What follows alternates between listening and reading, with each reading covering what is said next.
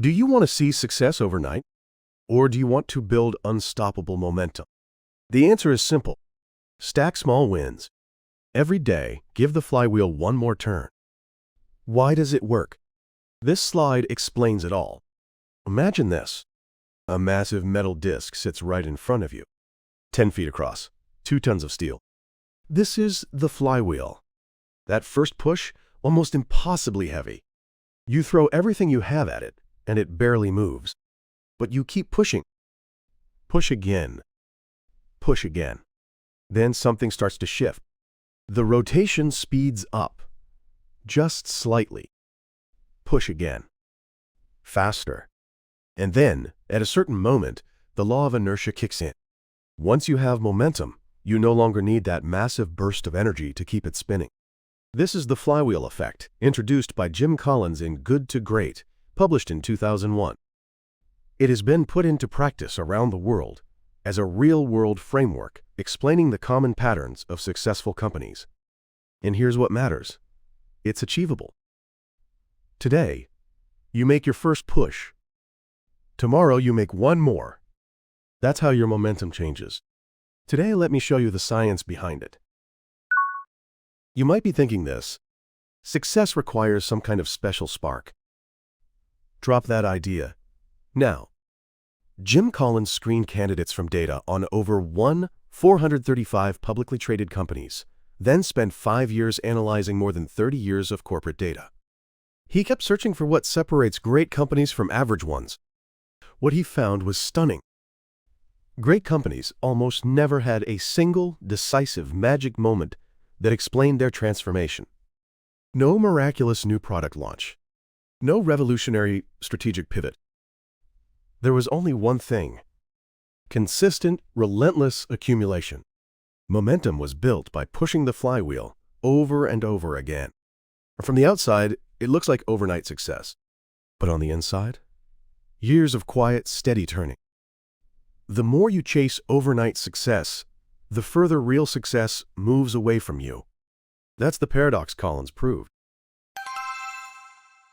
Now, let's look at a real-world flywheel in action. One of the most successful companies on the planet, Amazon.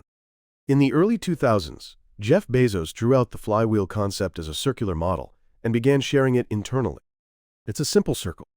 But that diagram designed the empire now valued at over $2 trillion as of 2024. This slide is the blueprint.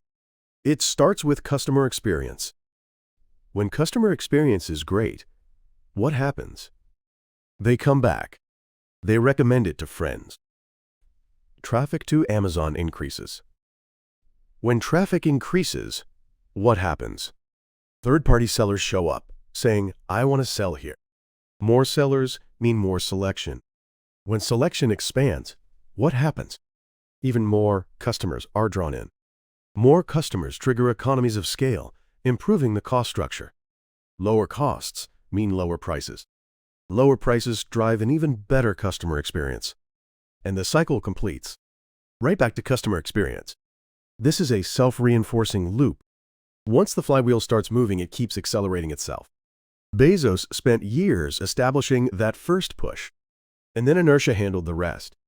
You can design your own flywheel on the exact same principle. So how do you design your own flywheel? Here are 4 steps that adapt Collins' flywheel concept for the individual. Step 1. Identify your core strength. What activity creates the most value for you? What comes more naturally to you than to others, where effort flows without force? This is your flywheel's starting point. If you're a writer, it might be creating high-quality content. If you're in sales, it might be building deep trust relationships. Step 2. Identify the outcome your strength produces. When you apply your core strength, what happens? Think in concrete results. High-quality content generates reader trust. Deep trust relationships generate long-term clients. Step 3. Design the chain of cause and effect. What opportunities does that outcome create next? Reader trust generates word of mouth, and word of mouth generates new readers. Long-term clients generate referrals, and referrals generate new clients. This chain is your flywheel. Step 4. Lock in your minimum consistent action. What is one action you can reliably take every day or every week? Write for 30 minutes every day. Reach out to 3 existing clients every week. That small action is the force that keeps your flywheel turning. Decide on one concrete action you can start tomorrow. Now, let's be honest. What is the biggest barrier to the flywheel? It's not a technical problem. It's not funding. It's not time. It's starting. You might think this. Let me prepare a little more before I begin. Once I have the perfect plan, I'll take action. This is called analysis paralysis. The more you chase perfect preparation, the more your action gets delayed. Because preparation becomes the excuse that blocks action. James Clear, author of Atomic Habits, makes this point directly. Taking action itself matters more than crafting a perfect plan. Stanford professor B.J. Fogg, in Tiny Habits, argues that making behaviors as small as possible is what makes habits stick. Want to start doing push-ups? Begin with 1 a day. Want to build a reading habit? Begin with 1 page a day. It's been proven that small first push dramatically accelerates habit formation. And here's something critical. Research by Lally et al. At UCL in 2010 found that the median time to automate a habit is approximately 66 days. In the first 3 months, results are nearly invisible. That's exactly right. It's a distribution problem, not an anomaly. The flywheel works the same way. Your first push doesn't have to be perfect. It can be small. It can be imperfect. What matters is moving it today. The perfect moment doesn't exist.